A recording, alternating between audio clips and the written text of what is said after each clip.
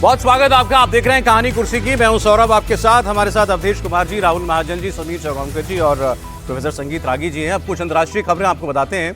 आसिम मुनीर को पाकिस्तान में supreme power मिल गई है। अब वो चीफ ऑफ डिफेंस फोर्सेस भी है, आर्मी चीफ भी है, फील्ड मार्शल भी है, सब कुछ है और इसका इस्तेमाल वो कर रहा है आतंक मचाने के लिए। उसने एक बार एक स्टेटमेंट दिया था कि एक पाकिस्तानी की जान की कीमत मेरे लिए सारे अफगानियों की जान के बराबर है। मतलब मुझे एक पाकिस्तानी के लिए अगर सारे अफगानियों की जान लेनी पड़े तो मुझे कोई गम नहीं होगा। और अब वो करके दिखा रहा है।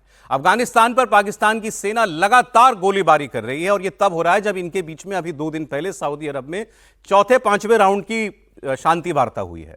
जो इनका स्पिन बोल्डाक का बॉर्डर इलाका है, वहां कल रात भी फायरिंग की गई। इस हमले में 5 अफगानियों की मौत हो गई है, 4 लोग घायल बताए जा रहे हैं। अब यहां बेकसूर लोगों पर पाकिस्तान की सेना मोर्टार से हमले कर रही है। गरीबी की इंतहा है अफगानिस्तान में। पाकिस्तान से भी बेतहाशा गरीब देश है और उनके ऊपर ये मोर्टार और बम और ड्रोन जाने क्या क्या चला रहा है। इधर ड्यूरन लाइन पर अफगान सेना ने एक बार फिर पाकिस्तान को जवाब दिया और पाकिस्तान की सेना को खदेड़ दिया। कहने के तो दोनों देशों के बीच सीज फायर लागू है, मगर पाकिस्तान हर बार हमले की शुरुआत करता है। चमन और स्पिन बोल्डाक के बॉर्डर इलाकों में लगातार गोलीबारी हो रही है। मुनीर को सीडीएफ बनाकर शहबाज सरकार ने पूरे इलाके को आग में झोंक दिया है और इसका तो अभी बस ये ट्रेलर ही मालूम पड़ रहा है। सीज फायर के बीच पाकिस्तानी आर्मी अफगानिस्तान के सरहदी इलाकों पर बम और बारूद बरसा रही है। पाकिस्तान की दलील है कि इन इलाकों से टीटीपी के आतंकवादी पाकिस्तान में दाखिल होते हैं और अफगानिस्तान के लड़ाके, उनकी सेना इनको कवर फायर देती है और इसलिए हम वहां पर जवाबी कार्रवाई कर रहे हैं। तो ये तस्वीरें आप अफगानिस्तान की देखिए, देखकर ही लगता है कि इस मुल्क की पहले ही क्या हालत है और अभी भी इसको पाकिस्तान चैन से जीने देना नहीं चाहता है। और यह भी स्टेटमेंट एक बार पाकिस्तान के रक्षा मंत्री ने दिया था, विदेश मंत्री ने दिया था कि हम तो ऑपरेशन क्लीन ऑल आउट या क्लीन चलाने वाले थे अफगानिस्तान में, मतलब पूरी तरीके से चढ़ाई करने वाले थे, वो तो हमको कतर ने रोक दिया। और उधर दूसरी तरफ तालिबान भी ये कहता है कि हमें कोई जरूरत नहीं है पाकिस्तान की, उसने बॉर्डर बंद कर रखा है, कोई ट्रेड नहीं हो रहा। अफगानिस्तान कहता है मेरे पीछे तो 5 देशों की सीमाएं और लगती हैं, मैं व्यापार कर लूंगा उनके साथ। तुम किसके साथ करोगे? ना तुम्हारी अफगानिस्तान से बनती, ना हिंदुस्तान से बनती। केवल एक चीन है, उसके साथ लगता हुआ कुछ उनका जो चोरी का बॉर्डर है पीओके का, उसके जरिए वहां कुछ होता है, वरना पाकिस्तान दोनों तरफ से इस वक्त पूरी मुश्किल। लेकिन इसके बावजूद वो बाज नहीं आ रहा। सवाल इस बात का है। अब अफगानिस्तान पहले ही साफ कर चुका है समीर जी कि मुझे पाकिस्तान से झगड़ा नहीं चाहिए, लेकिन अगर वो लड़ाई चाहता है तो फिर हमने तो यही किया है जिंदगी भर, हमें इससे कोई गुरेज नहीं है। देखिए, पहले इनकी कतर में शांति वार्ता हुई, वो फेल हो गई। फिर तुर्की में ये लोग मिले, वो बेनतीजा रही। उसके बाद फिर अभी 4 दिसंबर को सऊदी अरब में ये लोग मिले शांति वार्ता के लिए, पाकिस्तान और अफगानिस्तान के लोग। वहाँ पर पाकिस्तान के जिद के चलते और अहंकार के चलते वो भी वार्ता फेल हो गई। लेकिन ये था कि भाई युद्ध विराम रहेगा, कोई एक दूसरे पर हमला नहीं करेगा। वहाँ ये पाकिस्तान ने कमिट किया सऊदी अरब में, और लौट कर जब तक उनके अधिकारी आते, पाकिस्तान सेना ने अफगानिस्तान पर हमला शुरू कर दिया। और जो अमन की जो बॉर्डर है, चमन बॉर्डर, वहाँ पर अमन खत्म करने का काम इन्होंने पाकिस्तान ने किया। और पाकिस्तान में अब जिस तरीके से आसिम मुनीर को पहले तो लटकाया, वहाँ के प्रधानमंत्री ने साइन नहीं करा, उसके बाद जब उन्होंने दबाव डाला तो उनको साइन कर दिया। और जब 27 संविधान संशोधन हो गया है तो अब तो बेताज बादशाह बन गया है। तो आसिम मुनीर तय करता है कब कहाँ बंदूक की गोली घुमाना है, तोप का गोला कहाँ भेजना है। उसको रात को सपना आता है, उसने कहा भैया अफगानिस्तान पर हमला करो, सेना हमला कर रही है। इस तरीके से आसिम मुनीर ने पाकिस्तान की जमीन को एक अपने घर की खेती समझ लिया है। जिस तरीके से भारत के साथ वो झगड़ा करके अपनी मुखी खा चुका है, अफगानिस्तान पर हमला करके वो मुखी खा चुका है, अब वो जिस तरीके से फिर अफगानिस्तान से हमला कर रहा है, पाकिस्तान पूरे दुनिया में एक आइसोलेटेड कंट्री बनते जा रहा है। आतंक का पनाहगार से सारी दुनिया से उसको आइसोलेशन में डालने की कोशिश की जा रही है। और मुझे लगता है कि अफगानिस्तान ने जो कहा है कि भाई हम तो व्यवसाय कर लेंगे, भारत से आपका ट्रेड बंद है, बॉर्डर बंद है, आपके अफगानिस्तान से जो व्यवसाय होता था अफगानिस्तान ने वो बॉर्डर बंद कर दिए, आप व्यवसाय किसके साथ करोगे? उनको ये लग रहा है कि अब अरुणाचल प्रदेश में हम चीन का समर्थन कर देंगे कि अरुणाचल प्रदेश को चीन ने भारत अपना हिस्सा बताया पाकिस्तान ने, हाँ, और हम उसका समर्थन करेंगे तो चीन हमारी दाल रोटी चला देगा। तो चीन के भरोसे आप रहकर अगर आप जिंदा रहना चाहते हो तो वो भी करके देख लो। अफगानिस्तान आपको घुस के मारेगा। ड्यूरन लाइन पर जिस तरीके से हरकत कर रहे हैं कि लगातार अफगानिस्तान के लोगों को, सिविलियन लोगों को मार रहे हैं, ऐसे नहीं कि उनके लड़ाकों को मारे। अभी 8 बच्चे मारे गए, पहले महिलाएं मारी गई थी, महिलाओं पर, सिविलियन लोगों पर हमला कर रहा है। हर बार जब पाकिस्तान इनको सबक सिखाएगा, शुरुआत पाकिस्तान करता है, उसके बाद सबक इनको तालिबान ही सिखाता है। इनकी चौकियों पर इतनी बुरी मार मारता है कि पाकिस्तान की आर्मी को वहां से भागना पड़ता है। लेकिन आप देखिए देश के अंदर वैसे तो बंदूक गोली तोप के जोर पर वो अफगानिस्तान को डराने की कोशिश कर रहे हैं, लेकिन आसिम मुनीर खुद किससे डरा हुआ है इतना? इमरान खान से। और अब तो इमरान खान की पार्टी को बैन करने पर तुल गया है। पाकिस्तान की आर्मी के जो प्रवक्ता हैं, जिनको डीजी आईएसपीआर कहा जाता है, इन्होंने 2.5 घंटे की एक प्रेस कॉन्फ्रेंस की अभी पाकिस्तान में, 2.5 घंटे की, जिसमें सिर्फ और सिर्फ इमरान खान, उनकी पार्टी पीटीआई, उसको गालियां दी गई, कोसा गया और इमरान खान का नाम नहीं लिया, लेकिन इमरान खान को इन्होंने कहा कि इस देश में एक आदमी है जो दिमागी तौर पर बीमार है, मतलब पागल है, और वो नेशनल सिक्योरिटी के लिए खतरा है, राष्ट्रीय सुरक्षा के लिए एक खतरा है। और उन्होंने शब्द पता नहीं क्या क्या इस्तेमाल किए, नार्सिसिस्ट है, मतलब बहुत बड़ी ईगो वाला आदमी है और वो जाने अपने आप को क्या समझता है। और हाँ, और अब ये देश को देखना होगा कि उस व्यक्ति के साथ क्या सलूक किया जाए। और इसके बाद क्यों लेते ही जैसे ही सेना का ये स्टेटमेंट आया, वैसे अपने आप में बड़ी अजीबोगरीब बात है कि किसी देश की सेना देश के एक नेता के खिलाफ प्रेस कॉन्फ्रेंस करे। सोचिए, ये पाकिस्तान में ही मुमकिन है। और अब तो चूंकि उन्होंने लगभग अपने संविधान में ये डाल दिया है कि देश पाकिस्तान की सेना चलाती है, तो अब उन्होंने वो पर्दा भी रहा सहा जो था उसको भी गिरा दिया ऐसी प्रेस कॉन्फ्रेंस करके। और अंत में ये तुर्रा ये कि अंत में प्रेस कॉन्फ्रेंस में डीजी आईएसपीआर ने ये भी कहा कि हम पॉलिटिक्स नहीं करना चाहते। 2.5 घंटे की प्रेस कॉन्फ्रेंस एक पॉलिटिकल नेता के ऊपर कर रहे हो। और इसके बाद फिर जो उनकी सरकार है, वहां पर सरकार के मंत्रियों ने आकर बयान देने शुरू किए कि इमरान खान देश के लिए खतरा है, इमरान खान को अब हम जेल में किसी से मिलने नहीं देंगे, क्योंकि इनकी बहन से हमने इनको मिलवाया था और हमने मना किया था कि आप वहां से कोई पॉलिटिकल मैसेज जारी नहीं करेंगे। इनकी बहन ने सोशल मीडिया पर इमरान खान का एक मैसेज पोस्ट किया जिसमें उसने आसिम मुनीर के लिए बहुत सारी बातें कही थी। तो उन्होंने कहा कि अब इमरान खान को हम फिर से उनकी मुलाकातों पर पाबंदी लगा रहे हैं और ये भी बातें हो रही हैं कि इनकी पार्टी को बैन कर दिया जाए। पहले भी पिछले इलेक्शन में भी 2024 के इलेक्शन में इनकी पार्टी को बैन किया गया था, लेकिन वो इलेक्शन के लिए बैन किया गया था। अब पाकिस्तान में बात चल रही है कि पाकिस्तान तहरीक इंसाफ को पूरे तौर पर प्रतिबंधित कर दिया जाए, और यह बात वहां के एक सीनियर पत्रकार हामिद मीर ने बताई। तो मतलब इमरान खान जेल में है, इतना ही काफी नहीं है, इतना डर है वहां के तानाशाह आसिम मुनीर को और वहां के नवाज शरीफ और शहबाज शरीफ की भाई की जोड़ी को कि अब ये इमरान खान की पार्टी को पूरी तरीके से प्रतिबंधित करना चाहते हैं। राहुल जी, देखिए वहाँ पे बहुत कुछ चल रहा है। एक तो इमरान खान जो है वो फौज को लेकर पहले से ही आक्रामक हैं और फौज के खिलाफ जिस तरह से पीटीआई ने मोर्चा खोल रखा है और उन्होंने जिस तरह से बयान दिए हैं, अभी हाल ही में उनसे जुड़े एक सांसद ने कहा कि अगर इमरान नहीं तो पाकिस्तान नहीं, तो उसको लेकर भी काफ़ी ज़्यादा जो है वो बवाल वहाँ पर मचा हुआ है। और ये साफ किया जा रहा है कि पाकिस्तान में जो पीटीआई है वो इसको लेके आक्रामक रवैया ही अपनाएगी।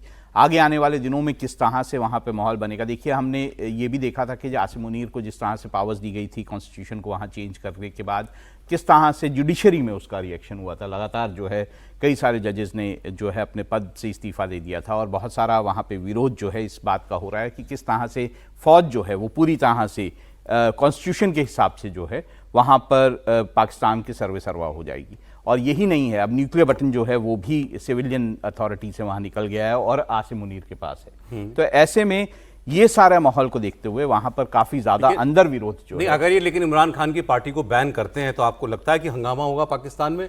वरना वैसे तो 2.5 साल से जेल में बंद है, क्या किया इमरान की पार्टी? नहीं, इमरान की पार्टी के जब विरोध प्रदर्शन आपको याद होगा जब होते थे तो उसके बाद इतनी मार मारी है इनकी फौज ने। उसके बावजूद वहां पे सिविलियन जो लोग हैं या फिर नेता हैं वो इस बात को नहीं मानना चाहते हैं कि फौज जो है वो पूरी तरह से जो है पाकिस्तान को चलाए। और ऐसे में अगर इस तरह से इमरान खान को जो है कि हम उससे मिलने नहीं देंगे, वो जो है उनकी ऊपर जो खतरा, बीच में जो बात चल पड़ी थी कि इमरान खान जिंदा भी हैं कि नहीं, तो जिस तरह से वहां पे जेल के बाद उसके बाद लगातार ये बात तो आपको माननी पड़ेगी कि पीटीआई ऐसा नहीं कि फोर्स नहीं है। मेरा सवाल ये, नहीं फोर्स तो बहुत है इनको, मैंने कल चेक किया, इनको आप जानते हैं कितना % वोट मिला था 2024 के इलेक्शन में, जिस इलेक्शन में इमरान खान की पार्टी बैन थी, मतलब सिंबल नहीं था इमरान खान का, इनका सिंबल है क्रिकेट का बैट, लोग चले सिंबल नहीं दिया था तो ये टिकट नहीं दे पाए।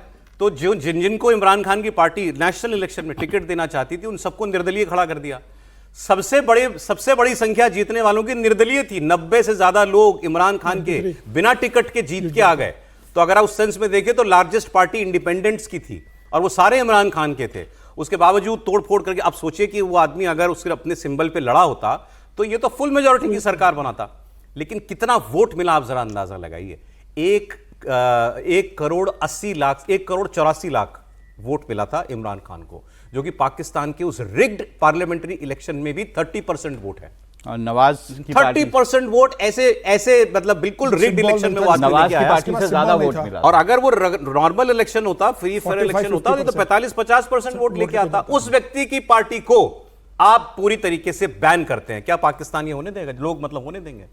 अब देखिए, मुझे तो लगता है पाकिस्तानी लोग होने क्या देंगे, होने दे रहे हैं। सही बात है। मैं इसलिए ऐसा कह रहा हूं कि जब पाकिस्तान जब इमरान खान से मिल करके आए थे और आने के बाद यदि वाकई वो जज्बा होता कि मुझे अपने नेता को, मेरा जो नेता है उसको गलत तरीके से जो है वो आसिफ मुनीर ने जेल में बंद करके रखा है, यदि हमको उसको छुड़ाना है तो वो सड़कों पर होते। वो एक दिन की लड़ाई तो होती नहीं है, राजनीतिक लड़ाई तो आपको दसों महीनों चलती रहती है। सही।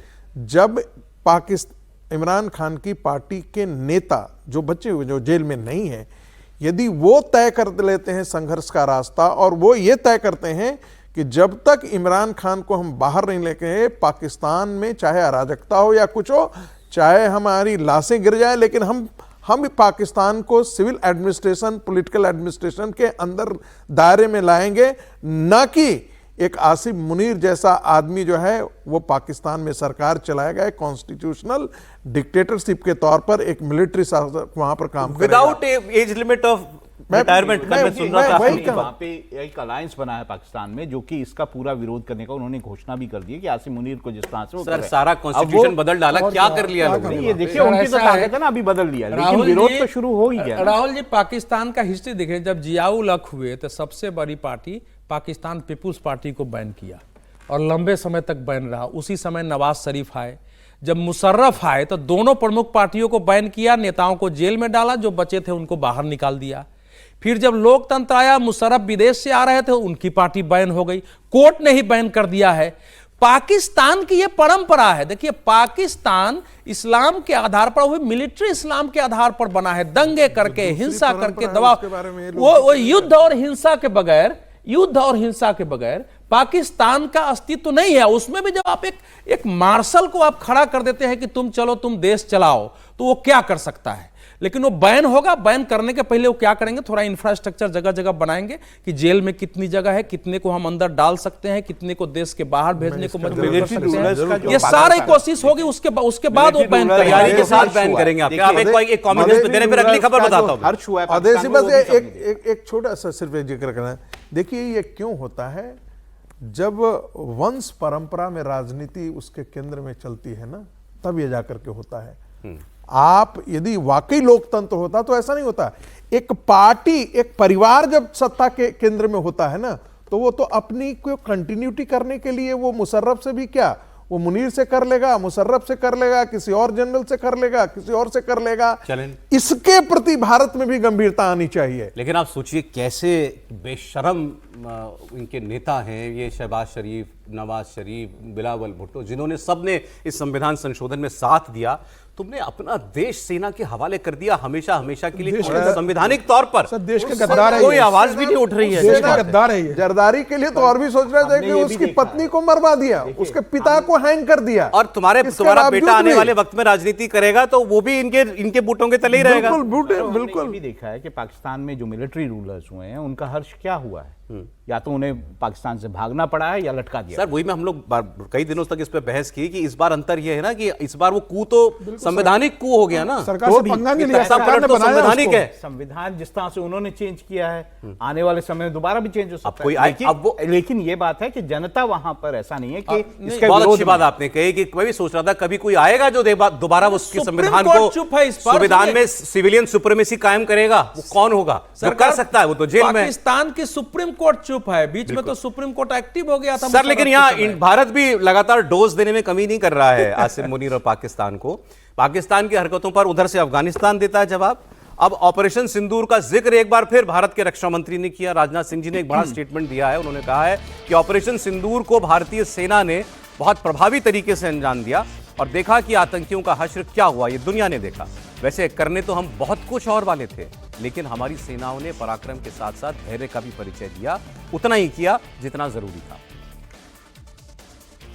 अभी कुछ ही महीने पहले हमने देखा जब पहलगाम के दुर्दांत आतंकी हमले का जवाब देते हुए हमारी आर्म फोर्सेस ने ऑपरेशन सिंदूर को प्रभावी तरीके से अंजाम दिया, तो आतंकियों का क्या हश्र किया ये दुनिया जानती है। वैसे करने को तो हम बहुत कुछ कर सकते थे, लेकिन हमारी सेनाओं ने पराक्रम के साथ साथ धैर्य का भी परिचय देते हुए उतना ही किया जितना कि आवश्यक था।